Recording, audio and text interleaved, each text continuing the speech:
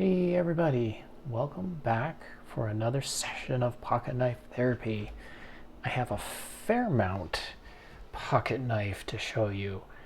This is the first time I've heard of Fairmount.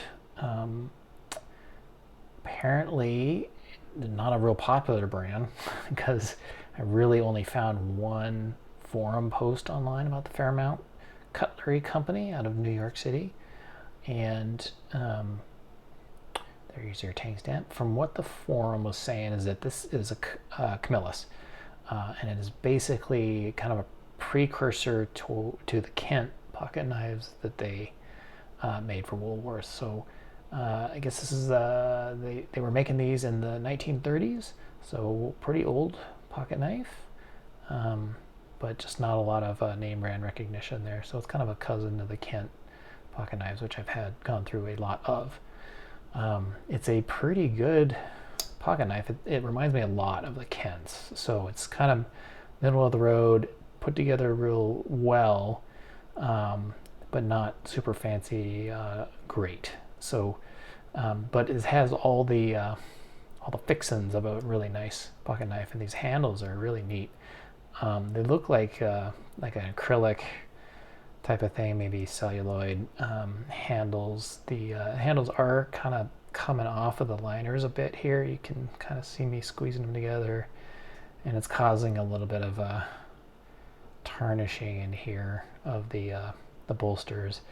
But that's kind of the biggest major thing. It did have some rust on it that I cleaned off, but it did leave a stain here, and I tried to get it off as much as I could. You can see it's real shiny, but it did leave behind a little stain. But it's real nice. It's not a lot of, there's a bit of pitting there, but not too bad.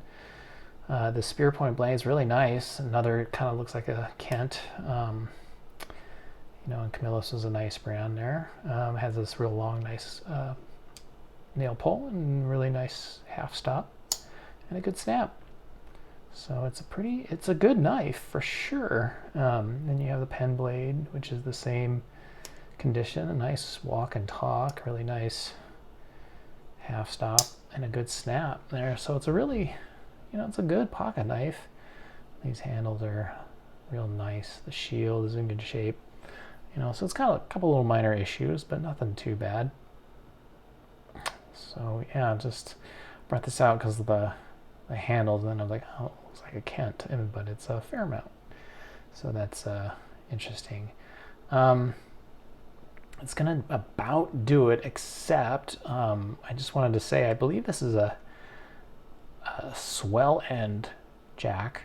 I've seen other channels call something like this a swell end jack, but not this. So I brought receipts on this, so correct me if I'm wrong. This is a swell end jack, but I'm using this standard knife collector's guide, and in it that looks an awful lot the same to me. So these seem to me to be the swell end jacks. So the only difference being the clip point. I don't know if that matters or not. If you know much more about this and I'm totally wrong, please feel free to school me. But yeah, that's what I'm looking at to call this a swell end jack. So anyways, that's about it. I'm noticing now, they didn't mention it's got the brass liners and spacers. So it's really well made knife, and for its age, pretty darn good. These just need to be, attached somehow. It does not, I don't see any pin. Well, no, there is one pin here, but that's about it. So that is probably why they are coming up on the ends, because there's no pins on this side. But so there you go. But otherwise, a nice knife with really cool looking handles.